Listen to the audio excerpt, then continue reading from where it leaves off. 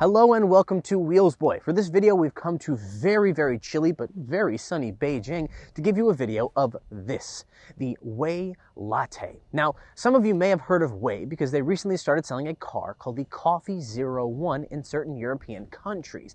Well, this pretty soon could be sold in Europe as the Coffee 02. So we thought we would give you guys a sneak peek at what to expect.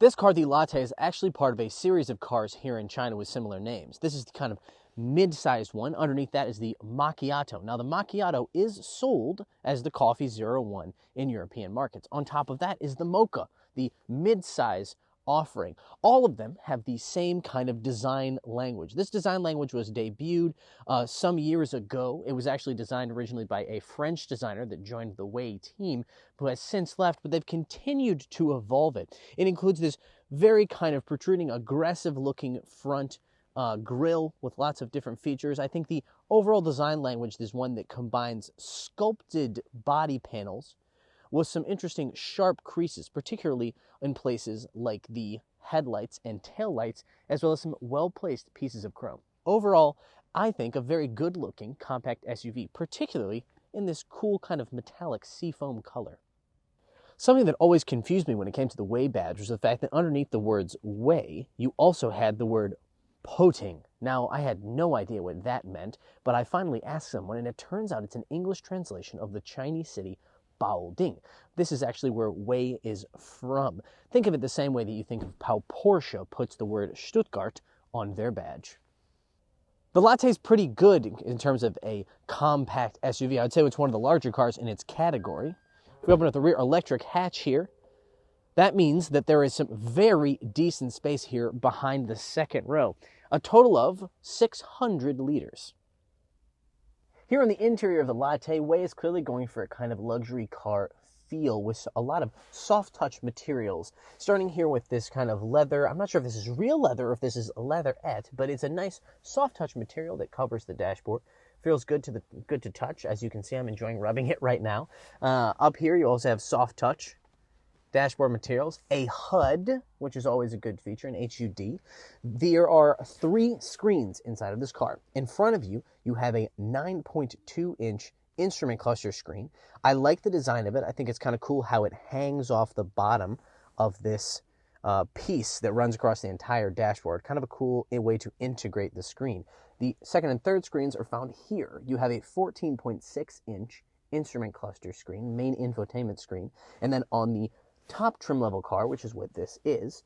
By the way, trim levels, medium, large, extra large, you know, because it's a Latte. But anyways, on the extra large version of this car, you have the a screen down here, a 9-inch screen that is used to control things like the air conditioning and other features inside of the car. Now, I mentioned the soft touch materials up here. This is pretty nice. The stitching is quite nice. There are some areas that are not quite as nice. I honestly am not a big fan of the look of this kind of wood, kind of knots pattern here on the dash. The plastics themselves, not overly impressive.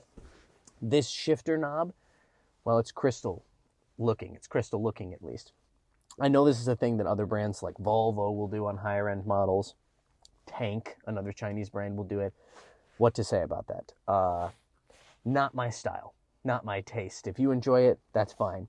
Here in the center, you have a very useful wireless charging pad where you can stick your phone in. Speaking of charging, you have a USB port here on the side of the passenger, as well as here on the opposite side for the driver as well. Finally, you have Center console here, plenty of space. Overall, a very comfortable place to sit and drive. Here in the back seat of the Latte, we've got a very decent amount of space, both leg and headroom. Very nice sunroof up here above us. Here's something I don't see very often, privacy shades / sunshades. Not something I've seen in a lot of cars these days.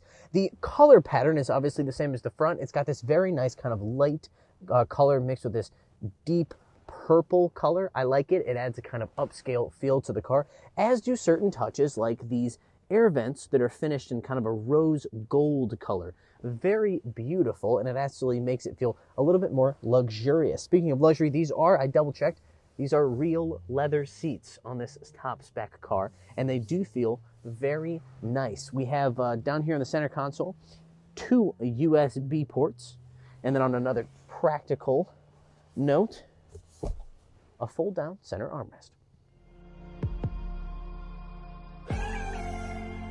The Latte has an impressive number of features, especially when you consider the fact that it costs between $25,000 and $28,000 US here in the Chinese market.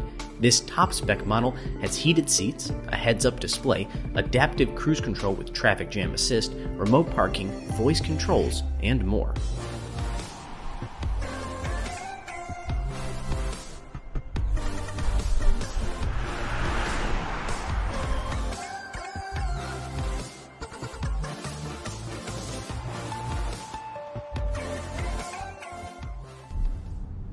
Under the hood of the Latte is a 1.5-liter turbo 4 mated to an electric motor. That makes a total of 181 kilowatts and 532 newton meters of torque. That means about 240-ish horsepower, I believe, and around 400 pound-feet, 393 to be exact. That means this car is pretty quick, certainly off the line thanks to that electric motor. It has a good pep to it. 0 to 100 kilometers an hour. The official time is 7.5 seconds. That's not crazy fast by any means, but certainly for this category, it feels very adequate. The backing up that combination is a 2-speed dedicated hybrid transmission. Now, one of the difficult things in these cars is obviously the tuning between the gas motor, the internal combustion engine, and the electric motor, making sure that they are, the transition between the two is very smooth and all of that. And so, thankfully, they've managed to do that tuning quite well. It's very important. So it feels good. It feels good off the line, feels good when accelerating from highway speeds for passing. It's definitely quite adequate. I would compare it favorably in that respect to, I recently had the chance to drive the Volkswagen Tayron, which is essentially kind of a China market only version of the Volkswagen Tiguan that we get in, or people get in other markets. Now, that car is very Volkswagen. What I mean by that is that it does everything pretty well. There's nothing particularly amazing about it, but there's also nothing especially bad about it either. This car, however, well, its strengths are strong and its weaknesses are quite weak, I would say. I mentioned that power is quite good, but there are some areas that could use improvement. One area that needs improvement is probably in the suspension tuning. Now, I guess whether you think it should be improved really depends on what you think the goal is for this car. The Tayron that I drove, or basically a Tiguan, it had a kind of little bit of a sense of German solidity to it. It felt good going over bumps without being overly soft. Now, this car, it seems like they've tuned it to be soft in every single circumstance. That means that it's very comfortable going over things like speed bumps and potholes and things like that, making for a very comfortable daily commuter. But they've done that, I feel like, by making the suspension just incredibly soft. The body roll is quite excessive, in my opinion. I wouldn't feel that comfortable taking this thing, making a high-speed lane change, for example. It's not unstable or dangerous. It's not like that, but it just doesn't feel particularly comfortable doing it. Now, if all you want is a very comfortable kind of compact or mid-size SUV, well then, that's what you're going to get. This thing's very good for that. However, if your goal is to have a car that feels more engaging in daily driving, this is definitely not what you're looking for.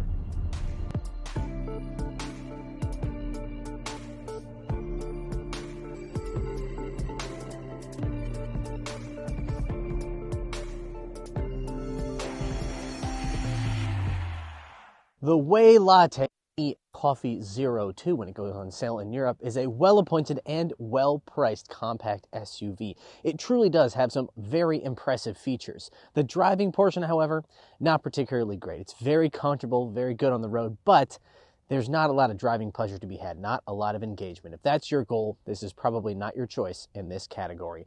Thank you very much for watching this video. Be sure to check us out on Instagram and Facebook, links in the description below. And as always, like, subscribe, and hit the bell.